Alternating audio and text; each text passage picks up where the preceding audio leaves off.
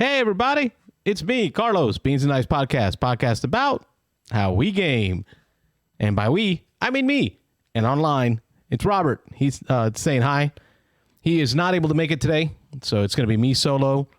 I've got some topics that I want to go over today. I want to talk about some of the stuff that I've been doing gaming-wise, give you a recap of my Blood Bowl tournament from last week. I want to talk about some purchases that I've made and some interesting things that I thought about with those purchases this last week. And I want to talk about something I'm looking at buying, something I'm interested in buying. And then I want to get the phone lines open as well. So I'm going to go ahead and do that. So we'll start with some shout outs today. First shout I want to give to is number one, Jamie Stegmeyer of Stonemaier Games gave us a shout out on his live show. So this week, last week, if you were watching, Jamie Stegmeyer called it. We were talking about Tapestry. He saw it on his YouTube feed, which that's pretty cool to me that actually showed up on his YouTube feed. But he called in and talked to us about Tapestry, talked to us about his Civ building games that he's enjoying. And then I took the opportunity to ask about Red Rising, his new board game that's coming out, because I wanted to know more about it. So I want to shout out to Jamie Stegmeyer for that. I mean, we saw at least a dozen or so new subscribers over the last couple days since he gave us a shout out this week on his show. So first shout out goes to Jamie Stegmeyer. And the next shout out goes to Nick out of Lakeland. So we have Nick out of Lakeland. He's part of the Lakeland Gamers Club. I'm going to pull this up here so you can see.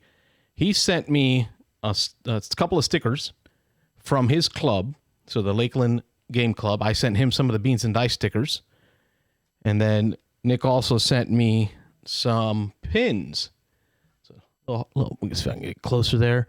There's a pin, acrylic pin, which I sent him a Beans and Dice acrylic pin as well, so that he could have one for him and his friends. But I thought that was pretty cool. I love the idea of trading gamer club pins.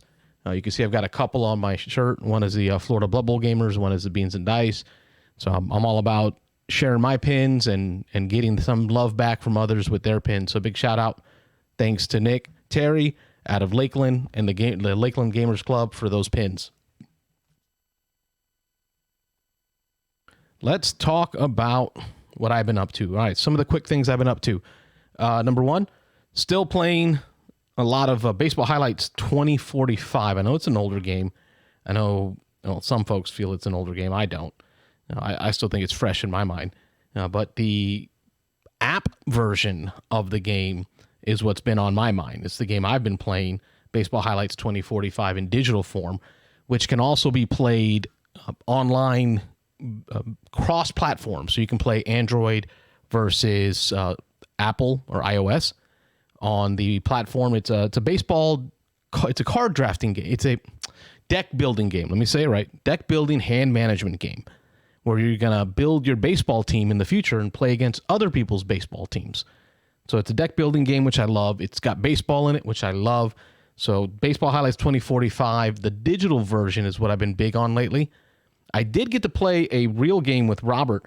I think it was last week. We recorded our match. So I'm currently still editing the full playthrough of our match because we want to share with others how much fun that game is.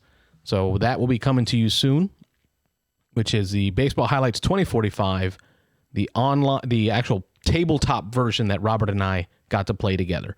So that's what I've been doing. Red Rising. So we talked a little bit about Jamie Stegmeyer calling last week about his new game, Red Rising. And when he talked about Red Rising and the theme of it, when I watched more about how he chose that theme because of the love for the book, I went ahead and downloaded the book onto my Kindle. So I'm trying to focus more on reading print, but not like paper print, but like actual words. For the most part, when I do my listening or reading, I do it as listening. I do Audible. That's like my big way of doing it. But I really want to get more into just actual reading of books, like word reading. So that's where I chose to do the Kindle version of Red Rising, and I got started on that, and hoping to get through some of that, enjoy some more of that. So that was what I've done lately. I want to talk a little bit about last week's tournament, Blood Bowl, but before I do that, I'm going to take us into the future a little bit. You'll see that me, Carlos, Beans and Dice, we're hosting our first ever Blood Bowl tournament coming up this week. And it's part of a group called the Florida Blood Bowl Group, and I'm on their website here. You can kind of see what they have going on their website. They've got us shouted out on the website as the next event, the Beans and Dice podcast, bringing Blood Bowl 7s. And what's cool about it is it's at one of my favorite spots to enjoy a game and eat, and that's at the Your Turn Gaming Cafe, Board Game Cafe. So you can see there we got 1 day, 9 hours left, 42 minutes before we kick off in the Beans and Dice podcast, our first ever hosted Blood Bowl tournament. So I'm super excited about that. I'm real keen to get out there and share more of what we love to do as Beans and Dice gamers, which is compete and share prizes and celebrate wins and sometimes losses. So that's the Beans and Dice podcast. We're hosting that event. Wanted to share some cool stuff that's coming out of it. So what I did is I actually got an overhead camera here. We've got some swag. And here you can see I went and had a bag full of dice made. So I got a whole bag full of dice made. And these dice are really cool because they actually have our logo on it. Let's see if I can get that on the camera. Beans and Dice logo on each of these dice. So every coach that comes to this event is going to receive some Beans and Dice dice. We also are big into giving out tokens. So what we did for this event is created some bottle caps, some beer bottle caps, and had our logo printed on them. So what we're going to do is we're going to give out these bottle caps with our logos on them as tournament. These are going to be tournament turn counters, score counters, reroll counters. So we're going to have these on hand to give out, dice to give out. I've been printing a lot of these player aids. So you can see a lot of these player aids that I've got laminated and printed. I want to make sure every coach is able to get one of these and take with them. In order to prevent sharing of dice, everybody's going to get their own set of dice, their own set of tokens. Everyone's going to get their own laminated sheet that they can keep. So every coach is going to have what they can keep with them and not have to share with someone else, just to kind of keep that sharing down. So that's going to be this Saturday at Your Turn, Board Game Cafe in Zephyrhills, Florida. It's going to be my first hosted tournament that I'm doing. So I'm super excited about that one. And what else have I been up to? Let's see. I made a purchase this week, and I wasn't sure if I made the right purchase. I mean, it's a $15 purchase at the end of the day. But I want to know your opinion on this. I wasn't sure if I needed to buy it, because here is Air, Land, and Sea by Arcane Wonders. It's a small pocket game. It's very light, quick, fast, 2-player head-to-head, almost like a micro game. We're talking 18 cards in here, 3 landmark cards, and some tokens. That's pretty much it. It's something you can play easy at the pub. But this isn't my recent purchase this week. I've owned this for a while. I've owned this since it came out. I think it was 2018 when this one came out. And I found out listening to Rodney's Watch It Played, where they talk about top 10 stuff. One of the top 10s that they had out there, and we got a question on here. How can I get a set of swag from the tourney? Can't make it to this one. I will see after the event if we have what we have left, and then what we have left I can post up and see about shipping stuff out to folks that want some of that, because I have been receiving some requests on the swag. So I will figure out what's left after the tournament, because I want to make sure everyone there is able to get some. So back to Airland and Sea. Airland and Sea, I've owned it for a while. I've owned this game for a while. And I found out that they came out with a revised version. So I'm thinking, oh man, it's not even 2 years old, 1 year old, right? 2 years old, 2019. So 1 or 2 years old. And they're already revising the edition. So I went to check out what were the changes on this game and found that really didn't change much. They clarified some rules. They changed how cards interact, in that they created a queue for when actions trigger. So they decided they're going to make it first in, first out in the action queue, right? So when someone takes an action and it triggers an ability, that the first person to play a card is going to activate their whole ability before the next card that was played activates their whole ability. Again, it's a first in, first out action queue. It's something you're very familiar with if you play like Magic the Gathering or other tabletop card games. Let me double check, make sure these phones are on, because I think they are on, but I'm not getting any calls yet, and that's okay, as long as it's on and available. So yeah, it's on and available. So folks, still waiting on you to give me a ring. Let me know what you got going on. So here I am, Air, Land, and Sea. I own it. Small rule book, couple of major landmark cards, and then you got all these other cards to play with. You know, when you play the game, you're only playing with 6 cards per player. But they made these minor tweaks to the rules. And then they cleaned up the cards a little bit, right? They made the graphics a little easier to read in the dark. Some people were complaining about the cards being hard to read in the dark. They also added some icons to help those that are colorblind to recognize the different sectors that the cards belong to. Because in this game, you're playing a World War II battle. You're playing the Supreme Commanders on each side, and your goal is to control 3 areas or theaters: air, land, and sea. So the air theater, land theaters, and the sea theater. And when you play cards, you're going to get a hand of cards that belong to each of those different theaters. So you want to make sure that you know what you're playing where. So they added these symbols. But I kept thinking, man, do I really want to buy the game again just because of the small update? And then I couldn't find any information online to really help me understand what exactly they changed. So it was real vague. Like, it was hard to figure out, should I spend my money on this? Which copy am I getting? I mean, look at this. I've got both copies here, and I'm going to show it to you folks. Here's both copies. I mean, the fronts are exactly the same. There's no second edition. There's no revised edition. There's no big letters telling you, hey, this is updated, this is not. Both copies are still sitting on Miniature Market right now. So if you go to their website, you can buy either or, right? The 2019 version or the revised edition. And the only reason you can tell that you're buying one versus the other is one just says revised edition. That's all it says. That's the only difference on there, revised edition in small print.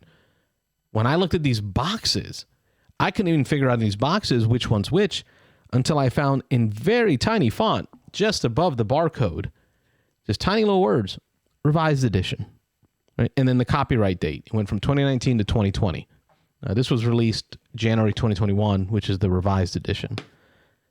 But I still bought it. I just feel like it's a good game. I enjoy this game. I like playing this game.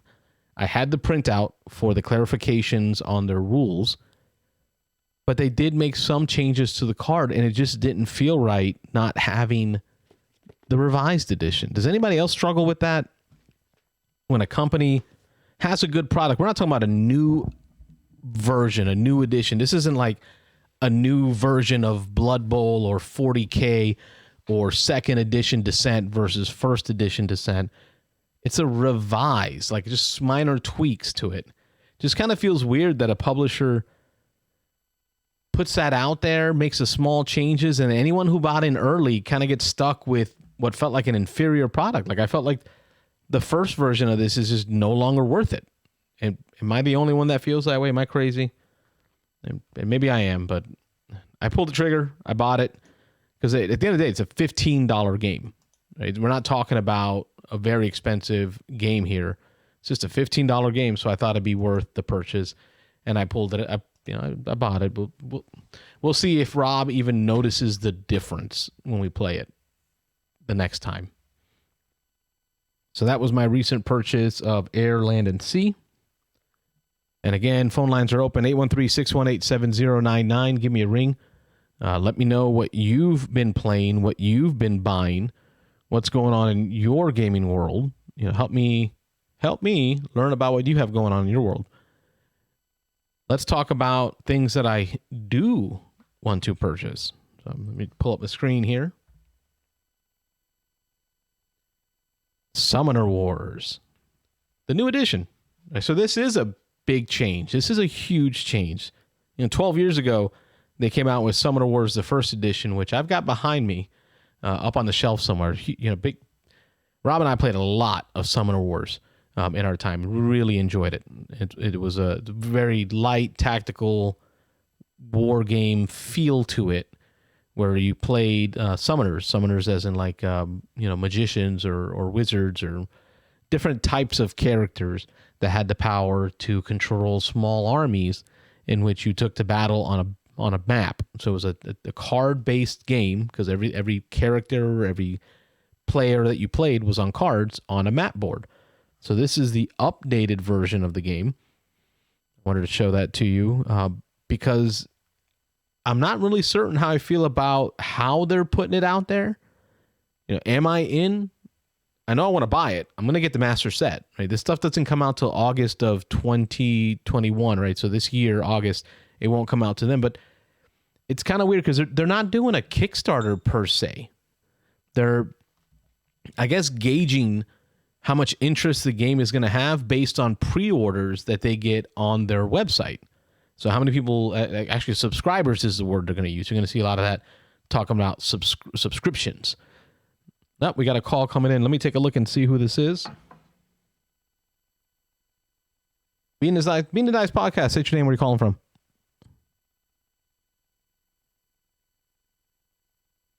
Can you hear me now? Beans and Dice Podcast. Yeah, hi. Can you hear me? Yeah, I got you clear. Who's this? Who's calling? Yeah, my name's Aaron. I'm from Columbus, Ohio. Hey, Aaron from Columbus, Ohio. What's going on gaming-wise? Yeah, not much. I just I found out about you guys yesterday when I was watching Jamie's kind of Wednesday updates video that he does, and came over and watched your show last night, and just loved what you were doing. So I figured I had to call in and just, first of all, thank you for putting this content out. Really like that this is happening. Hopefully to be a relatively regular caller. Sweet. So yeah, I just wanted to call in and appreciate all the work you're doing. And again, congratulations on the work you're doing with that Blood Bowl tournament. That's awesome. Yeah, the Blood Bowl thing is a big thing for me. That's one of my favorite games that I got into in 2019, and then the COOF shut everything down. I didn't get an opportunity to really dive full into it, so I feel like now things are starting to open up a little bit, and we're getting that opportunity. But I wanted to thank you for the shout out here on what we're doing. I think what we're doing is different, but I think it's also important because it opens up a verbal communication line that I just find is not there.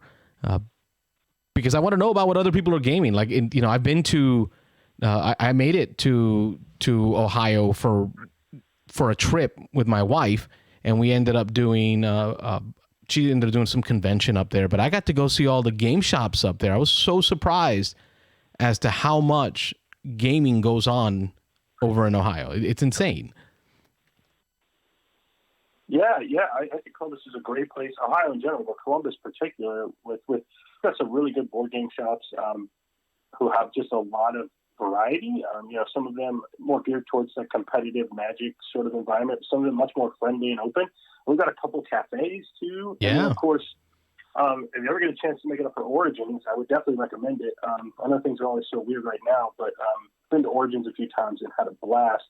I was hoping to go to Gen Con last year, and of course everything kind of shut that down. So didn't get to do that. But I think it's called King and Rook and King. I can't remember the name of it, but there's a cafe in downtown.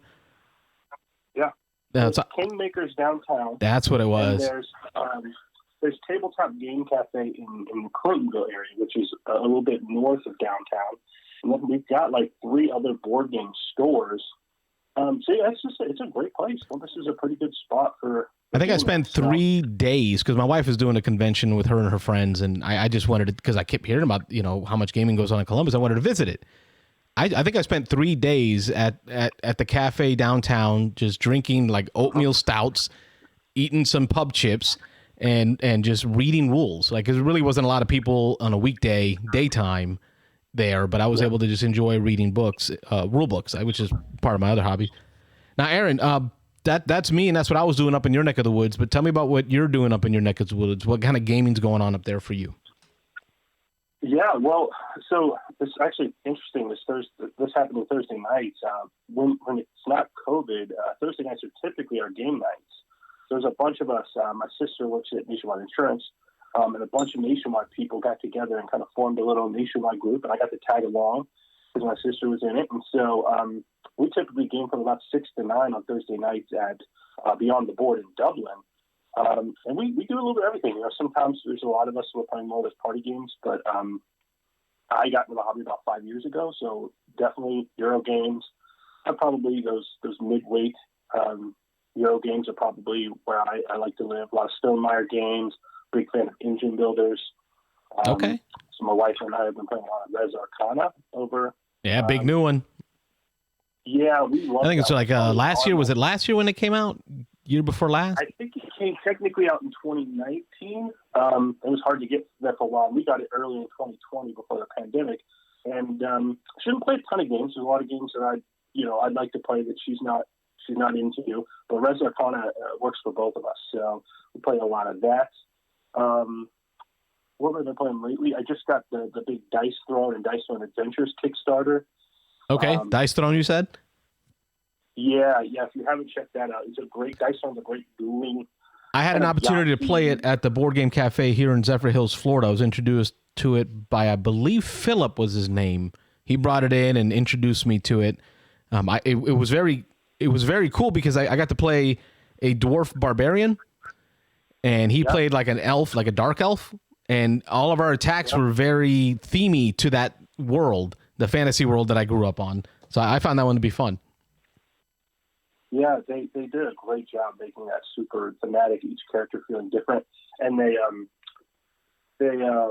came out with a cooperative Dice Throne Adventures that's just kind of getting to Kickstarter backers and pre-order people now. So I'm sure that'll be hitting retail in the future. But it makes it kind of more cooperative. I can solo play it now, which is really cool. We've got this real cool AI system. Oh, that's great. Dice Throne Adventures is I don't know if it replaces or is better than the original Dice Throne for me, but it gives me an opportunity to play it by myself. So, which gives you the value for your money, and I found that when I played it, I did find that the aspect of it did lend to a lot of luck swings, and I find that works well in either cooperative or solo play. The idea of having those dice hinging on success or not, because it's just you and the board. Otherwise, it'd be a puzzle. So I can see Dice Throne working really well as a cooperative or even a solo game. Yeah, and I think it does. I think they did a great job. Like I said, the AI, so you're still rolling dice for their minions and bosses that you fight, kind of like a dungeon crawl sort of thing. And they created a really great AI roll system where you are rolling for, the minions and the bad guys throughout the thing, and it just works well. I give you kind of some tips on how to approach that rolling. Now, how deep have you gotten into that? Because I want to ask some questions about the AI. I always like to get into the nuts and bolts of a cooperative's AI system. Let me ask, and you tell me if you can answer. Right, so a lot of these AI systems in some of the games that I've seen do if this, then this, or a list format where you start at the top and try to work your way down until it takes an action. What system do they use for the AI activation in Dice Throne? Excuse me. Dice Throne. Yeah. So it's each minion will have kind of their own set role objective. Mm-hmm. So like if you remember when you're playing the 2-player version, you've got kind of a whole board of probably 6, 7, 8 different types of roles. Attacks like specials and attacks that you can activate based on the symbols that you rolled. Yeah. And so a lot of what's happening here is they simplify it down, and when you're playing the minions, they just have kind of one main thing they're doing, and so you're rolling it. It streamlines it. You don't have to make a lot of choices. There are some moments where you need to understand, like if you're rolling for straights, there's specific rules on what dice to keep. But it's same system as regular Dice Throne, where you have an initial roll and then two re-rolls, kind of the Yahtzee mechanism to achieve that AI roll. And if they hit, they're gonna deal attack to you. You can roll defense potentially, and it's very straightforward in that sense. And sometimes they'll miss. They're minions. They're pretty squishy. You can kill them pretty easily. So they're not super hard, but that's kind of half the game. Kind of alternates between this dungeon crawl where you're going from tile to tile. Something happens, then you spawn a minion. You deal with that minion. You're collecting things and loot. That's another piece of the adventurous game. It brings in kind of a little bit of deck building element because you get to add these really cool, rare and epic and legendary cards into your decks that wouldn't typically be there. So you're kind of like powering up as you go through the campaign. That's one of my favorite parts about dungeon crawlers and that fantasy theme is the leveling up, the powering up. Yeah, and it definitely. I mean, I've only, like I said, played half a campaign with one of the characters. Oh, geez, that's a long way. Yeah, and so it ended up being about. So the campaign at its shortest form is eight game sessions. So 4 dungeon crawls, 4 boss battles. Again, you alternate in between those. But if you lose, then you're going to restart with some additional support and change up the scenario a little bit. But then you kind of restart that scenario. So I think I played 7 games, and I was about halfway through. So, and that's with one character. They've got 18 different heroes that I can play with. So there's a decent amount of replayability. They've got some legendary stuff that I am very far from getting into. The kind of are not legendary, legacy type of things that once I beat it on like veteran mode, I can go in and open these new packs and unlock more. Sounds like you would recommend it. And it sounds like you said it didn't bog down on the minion side of it, which can be, some games can really get to a bogged down AI system, which really slows it down. It sounds like it doesn't. It sounds like you're enjoying it. It sounds like you'd recommend it. Yeah, I absolutely would recommend it. And I mean, I love Dice Throne original. It's one of my favorite games of all time, the original. Wow. And, big words. I certainly appreciate it for what. Yeah, I appreciate it for what it is. I know there's some luck in it, but there's strategy in mitigating that luck with cards, but there's also understanding the moments of when to risk maybe a riskier roll versus playing it safe and dealing a lower attack, or just getting certain status effects that deal damage and do cool things. So, like I said, I don't think it replaces the original 1v1 sort of game that I love so much, but yeah, it's really good. I'm really enjoying it. It's a little bit to set up, but Roxy does a great job with production and don't they? Working with game trace to make it very easy to set up and tear down. So I got it out and played it one weekend and then put it away. So I'll get it back out. I mean, you just named 2 companies that do a great job of components and setup, Roxley and Game Trace. You combine the 2 and it's just magic. Yeah. Well, I don't want to take up all your call time. No, that's fine, man. I really appreciate you giving us a shout. I'm glad you found us. And hopefully you've hit that subscribe button, and because the goal for Robert and I is to do this every Thursday. We were doing a lot of content. All right, so if you're new to the channel, we were doing a lot of content like playthroughs of us just playing games and talking about our plays. Things have kind of slowed down on the playing front, but I think things will be picking up soon again as things begin to open up more. We'll be able to actually play some games and talk more about the games that we've played. But what we're committed to, I think my priority right now is just being available and open to the community through this kind of medium of conversation. So thanks for joining in to the community. I appreciate it. Yeah, absolutely. Thanks for taking the call, and keep doing this work. Like you said, it's really unique, and I hope to continue to call back. So thanks, Aaron. Thank you. Aaron from Columbus, Ohio. All right, that opens up our phone line again. So for anybody who's looking to talk about what they've been doing game-wise, I'll turn on the phones. Phone line is open. And I think I was talking a little bit about Summoner Wars before Aaron called. That was cool. Columbus, Ohio is a beautiful place. I really enjoyed my time there. It was a quick visit, and I want to get back up there again. But let's take a peek at Summoner Wars here. Is this something I should really be getting into? Like, is this, what are your thoughts? Should I be jumping on board?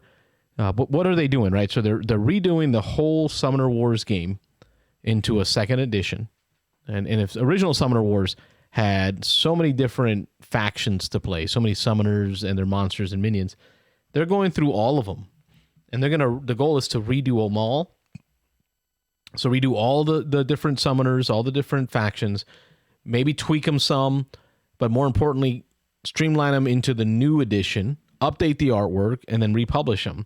So the way they're doing that is through what they're calling a subscription, right? So this is where it gets a little wonky for me, is for the same price as the master set, right? So here's on the right-hand side, you can see the master set is selling for $50.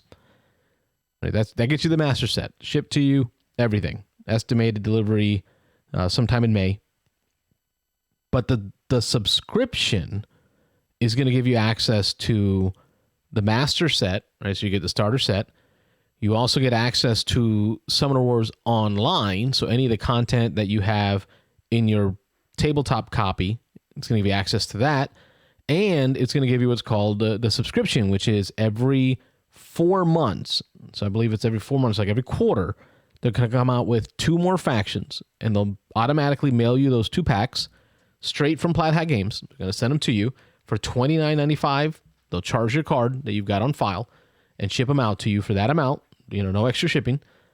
But it's going to give you access to the online. And it says through that version, the full subscription with the starter box and everything, you're going to get to own the digital versions. So meaning ownership as in, and they have a little asterisk down here. So what does it mean to own? They say that you own it, that it's yours. It means that you'll have access to all purchased faction packs for the life of the digital product. You silly goose. Why are you asking? I love their humor. But that to me sounds interesting. I don't play a lot of online gaming. I mean, you can ask our friend Steven, who's called in before to talk about online gaming. It is not my favorite way to play games, but I don't knock it, right? I'll do it every once in a while. Like right now, I'm enjoying Baseball Highlights 2045 from the tablet. I'll play Summoner Wars online. It's going to be a web-based app. It's not going to be a specific Android or iOS app. It's not going to be a specific type of Steam or console or anything. It's just going to be a web-based app, and you're going to get to be able to use it for the life of that product, any products that you've purchased in actual print form. So that to me is interesting, is for the same price as buying it, I can set up the subscription, and then at $29 in August, they'll charge me for the next 2 factions. But it's not a Kickstarter. It's not a normal form of doing community, generated sales, right? Because they're talking about determining based on how many people subscribe now, how they're going to handle what's going to be in the game. So that's interesting. That I like it in that they're not beholden to a certain exact formula of how they're going to drive desire and sales. They're going to do it themselves. And now that they're no longer a part of Asmodee, which I believe that's who it was that owned them, because for a while there they were independent, then they got bought out, and then Colby ended up going independent again, so he's doing it again on his own, and he's not even going to be using the big, crowdsourcing ways of funding, of crowdfunding. He's going to do it himself, and I kind of like that. I like trailblazers, people that try things out. But I feel comfortable because I know that Plaid Hat's been around a long time. I got some Plaid Hat games behind me, Forgotten Waters, Stuffed Fables. We've got Dead of Winter, and what's the little mice one? The Mice and Mystics, right? That's another Plaid Hat game. So and a bunch of course, Summoner Wars from Plaid Hat. So Plaid Hat is not a new company, so I'm not afraid of them not being able to do it. So I feel like I trust them a little more. So I think I'm going to jump in on this. I did take the opportunity and played the Summoner Wars online version. So there's a link to play the online version in here, and you can actually, right on this page, just keep playing. You play a demo game of Summoner Wars. So I've been playing as the Goblins, and it's Summoner Wars as I've always loved it, right? So you're taking your cards and you're moving them around the board, right? And you're attacking, and it's still a great game. The artwork people have been talking about is not being better than the past artwork. I found the past artwork was more, a little darker, right? A little more like dark fantasy, whereas now it's much more vibrant, much more colorful. So I know that'll change some people's ideas on it. And then here goes the community goals piece, the piece that I talked about that was a little weird, right? So they're saying if they've got 4,000 plus subscriptions, right, what they're going to do is they're going to upgrade the damage, the boost, and the magic tokens that come in the game. So it's almost like a Kickstarter. Let's see, we got a call coming in. See who this is. Beans and Nice Podcast. State your name, where you're calling from. Carlito, this is Nick Oben, Wesley Chapel, Florida. Hello, Nick. I'm talking about crowdfunding games. What timely conversations? Because I think you and I have been talking a lot about crowdfunding games this last week or so. It's Kickstarter season like it is every month, Carlos. I was going to say that for the last 6 months. Every time you called, you say it's Kickstarter season. I'm like, when is it not? Kickstarter season.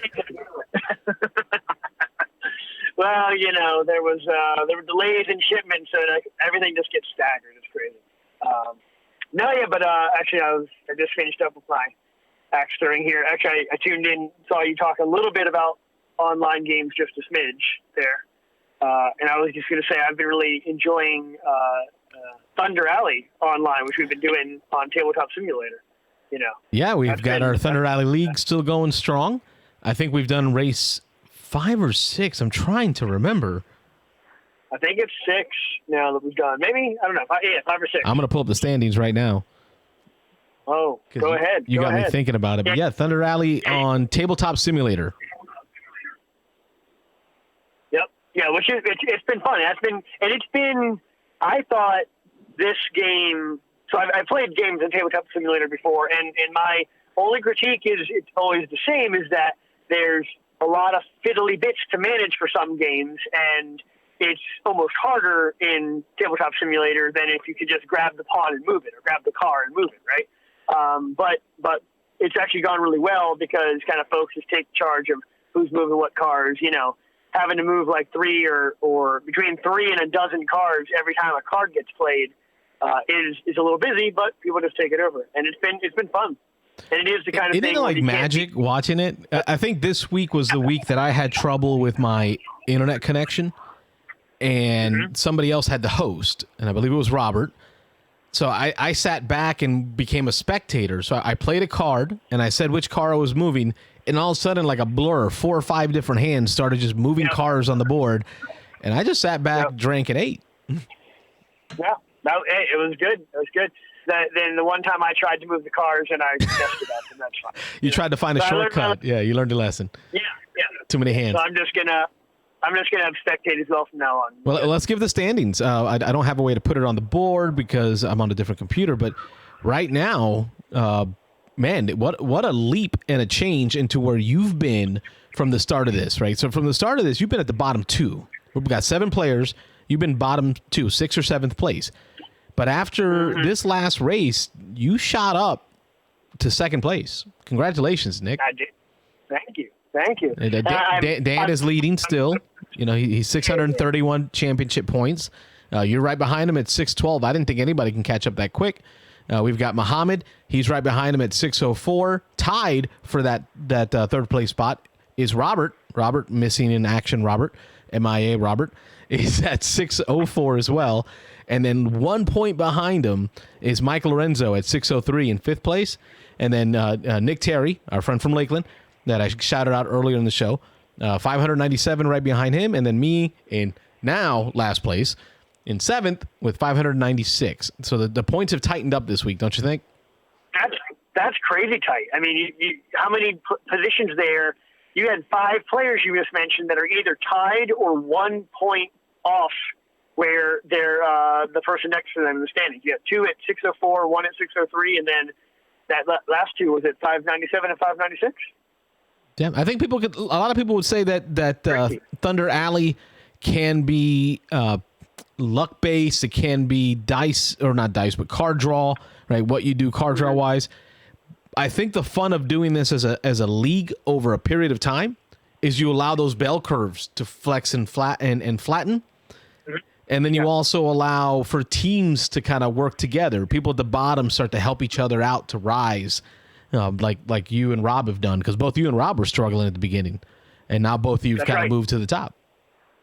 Yeah, and even within a race, so I've really kind of the first couple races, the significance of a 2-lap race versus a 3 or a 4-lap race was lost on me. But this last race was 3 laps, and it's just such a different beast than a 2 or a 4. Like each lap length of the race is so different, which I think is actually a really neat aspect of the game and brought to at least my attention a lot more strategy than meets the eye, right? Like the timing of the pit versus the green or the yellow, and what lap you're in and where you are and how far you think the lap is going to progress, was a big deal, at least for me this past time. I just really focused in on playing the cards to the best of your ability, and you never know what the other 6 cards are going to be before it comes around to you, but you can decide which car to put the blue damage on and which car to put no damage on this round, and hope to see if you can actually eke out another round or two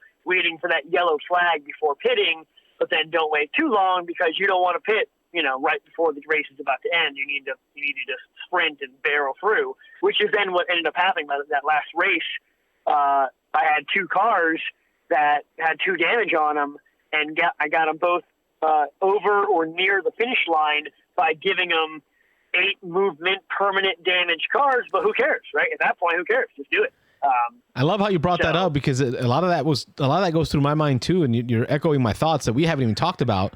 So we haven't even got on the level set with this, but I call it the rabbit, right? I like to put out a car out there as the rabbit, the car that I'm going to put damage on. I'm going to do those big 8 movement cards that take permanent damage, and I'm not going to care as much. I just want him to be out in the front as much as possible. Right, so that others feel like, okay, I got to keep up with that car, or I got to, it's try to follow me. And if things work out, that car could end up in the front at the right time. But then I also like to keep a clean car in the back, the hare, right? My tortoise, the tortoise in the hare, right? Kind of a theory. My tortoise in the back stays clean, slow and steady, no damage markers as much as possible, so that in the event where, a pit event has to happen, and we're near the end of the race, I can leave that car out, not have to pit, and boom, they're up in the front, ready to compete. Right, yeah. I mean, if you've got a car with only 1 damage or no damage on it, yellow flag pops at just the right time where everyone else is like, oh, yeah, I'll take the free pit. Well, it's not free if you don't pit, right? All of a sudden, you go from 5th to last to all of a sudden you're 5th place, right? Because you're one of the only cars that didn't pit. That's huge, right? Late in the race. So, yeah. Yeah. Thunder Alley, man. Every time we play it, every season we do, tells me more and more why this game continues to be at the top of my list. Yeah, it's fun. It's fun. I'm enjoying it. What new games are you wanting to talk about? New topics that you want to bring to the folks? It's Kickstarter season, Carlos. Have you heard? It's always Kickstarter season. And this is actually not even the newest hotness, though I think it's still very topical. Sleeping Gods. The Ryan Lockett campaign game that a lot of folks that backed it are now receiving it and have played it. Looks really exciting. And Rob and I it sounds like Rob is not there tonight, but Rob and I were talking about it, and we are definitely looking to start that campaign real soon. It's only a 10 to 12 session campaign, I think. I think that's what I've seen about it. And actually, so it was nothing compared to the Gloomhaven Commitment or something more. I do have the BGG up. And I've got to say, it says playing time 60 to 1,200 minutes. 60 to 1,200. I don't know if that's a typo or if that's intentional. Like if you look at the campaign as a whole. Right. Probably a typo. I think each session is supposed to be like a 2-hour block. Because, whenever they say 60 to 120, it's going to be 120 to 2.5 hours.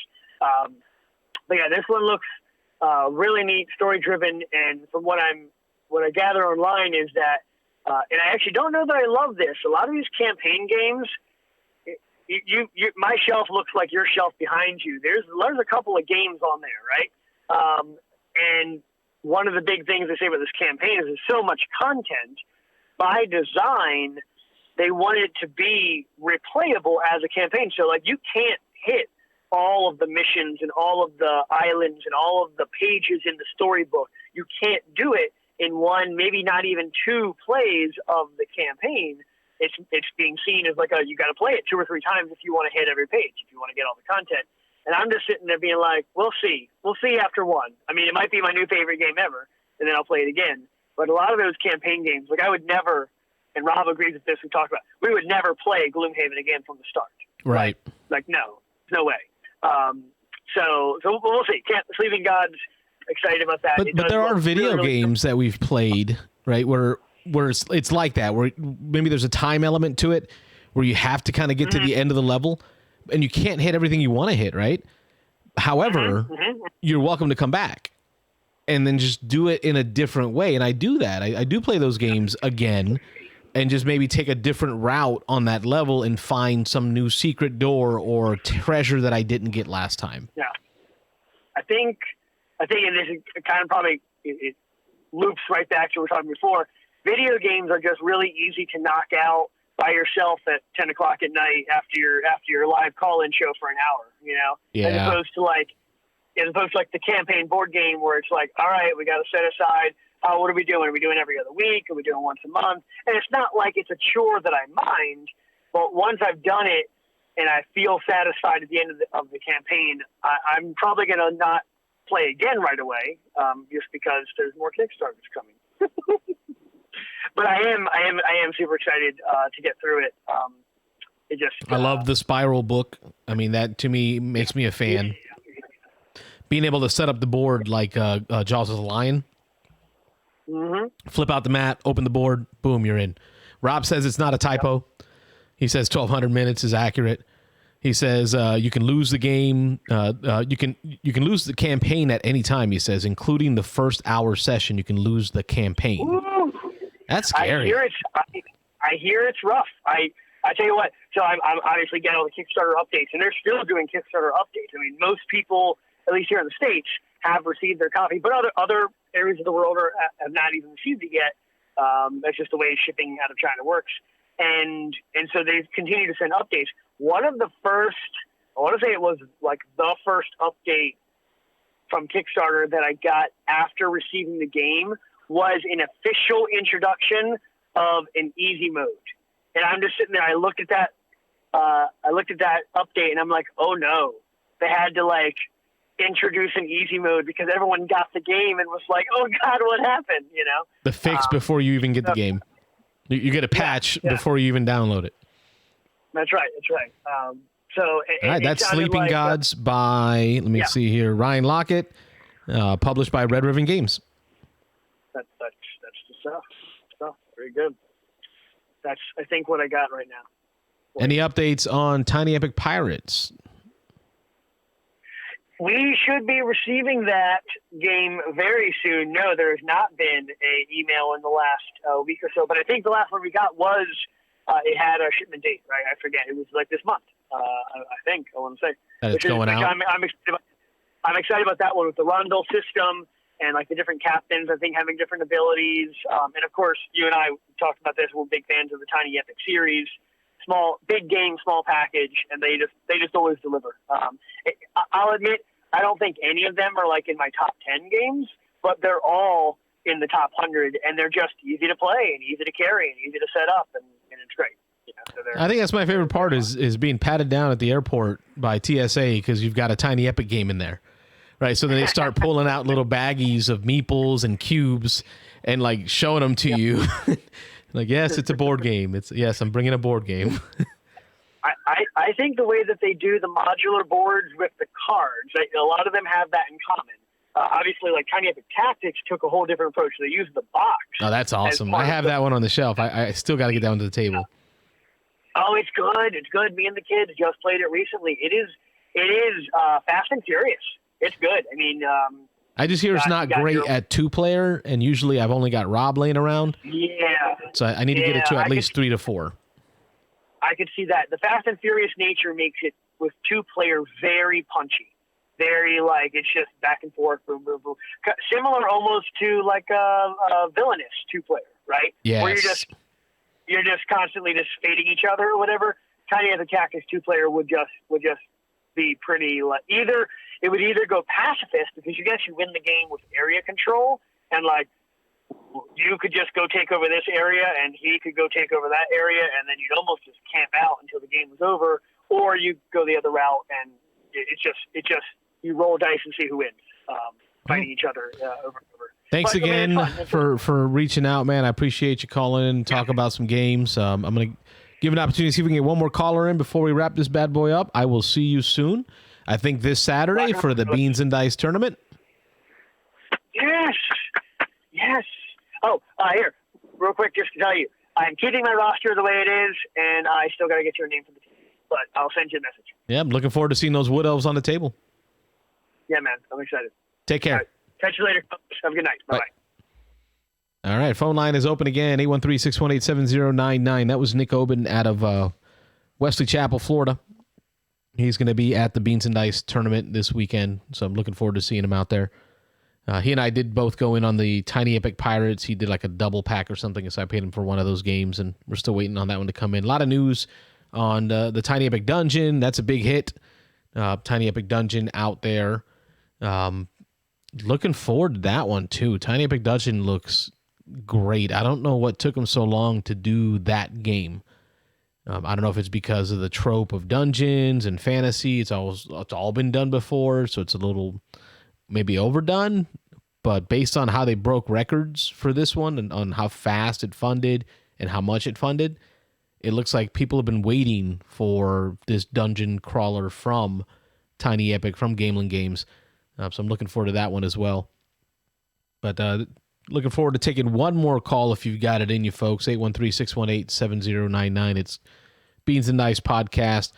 Talked a little bit about Summoner Wars, the model that they're using, right? We talked about how they're gauging the quality of the product based on how many people end up subscribing to their game, their digital version of the game, and their print version subscription. So if they get 3,000 subscribers, they're going to upgrade the dice. They get 1,000 subscribers, they're going to give 2 promo mercenary champion cards in there. So you can see that it's almost like a Kickstarter in feel, in stretch goals, but it's all based on their community, their subscriptions through their own website. So it's a little different than what you're used to seeing. You can see a count here of the subscriptions. So that there are 351 subscribers right now.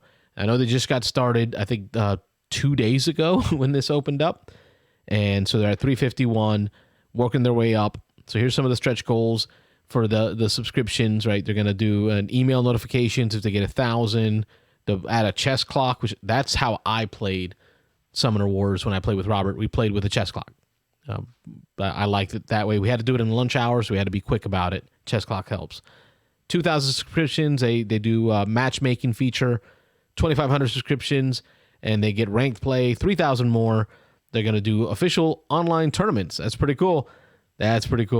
Single player campaign at 4,000 or more, and then 5,000 or more, they're going to begin to work on a phone and Switch ports. So actually having a Switch app on the Nintendo Switch or on your phone that can port in and play with the web version. So that's pretty cool.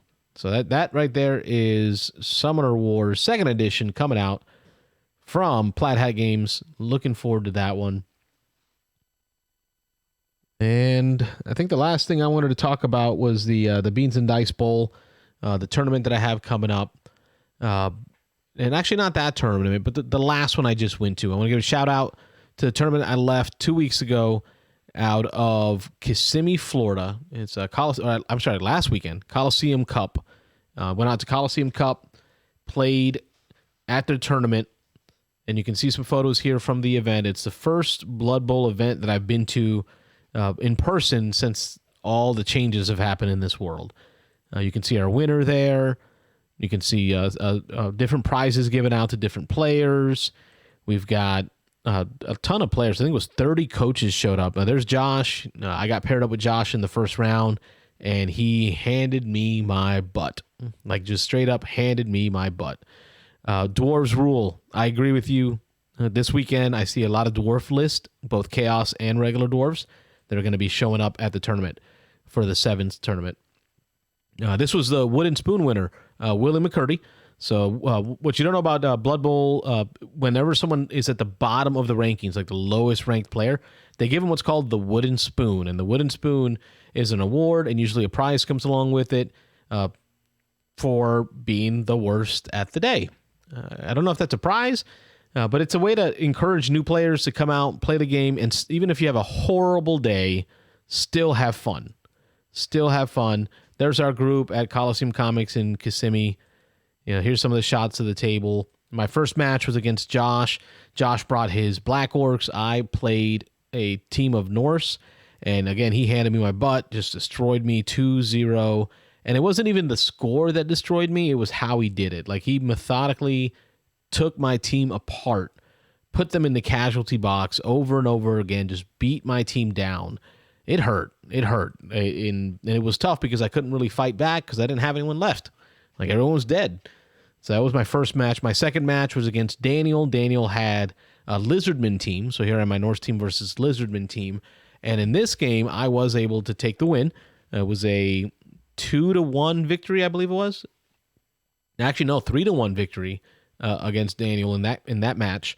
That was fun to watch because those lizards are fast. They move so quick.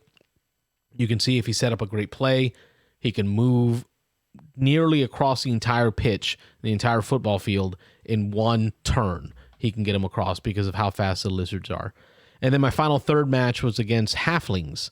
So here I am playing against Zach, was his name. He had a team of halflings. So like, think of the Hobbit, right? Think of Frodo and Samwise, so these tiny little happy guys that love to eat. And they have tree men, like Ents, on their team who just pick here's a picture of me playing against Zach. This exact match right here. They've got tree men, and the tree men can just pick up the halfling and just throw them across the pitch, land them here somewhere in front of the end zone, and then run them in and score. So he did that twice. He scored on me with one turn using a thrown halfling. The majority of the rest of that game, he spent throwing halflings at my team while I carried the ball in hopes of popping the ball out or knocking down one of my players. So he was using halflings as missiles. He's using them as flying ball carriers. He used them as defensive lines where he created these almost waves of halflings that kept coming at me to the point where I could not score. I could not get my ball carrier across in 6 turns to score from the half line, the line of scrimmage, to the touchdown zone, to the end zone. I couldn't score because he just kept putting waves of halflings in front of me that I just couldn't break them all. So Zachary gave me a masterclass in halfling play on that weekend. So that was the tournament for Coliseum Cup, the first tournament that I've been to this year, and hopefully my second one that I'll be hosting here this weekend. So that's the catch up on how I did at Blood Bowl. So on that note, that will end our show. I will turn off our phone lines, and I will... Oh, I know, we do have a call. We have a call. Beans and Ice Podcast. State your name and where you're calling from. Beans and Ice Podcast. State your name and where you're calling from. Hi, my name is Trevor. Hi, Trevor. I'm calling from Canada. Hey, Trevor from Canada. What's going on game-wise? I don't really play any games, but I just wanted to ask. I'm looking to explore and just play board games with my family because of the coronavirus, and I was just looking for some recommendations. All right. Are there any geeky things that you're into? Shows, movies, comic books, anything that you and the family might enjoy together? That might help point me in the right direction. I like Spider-Man.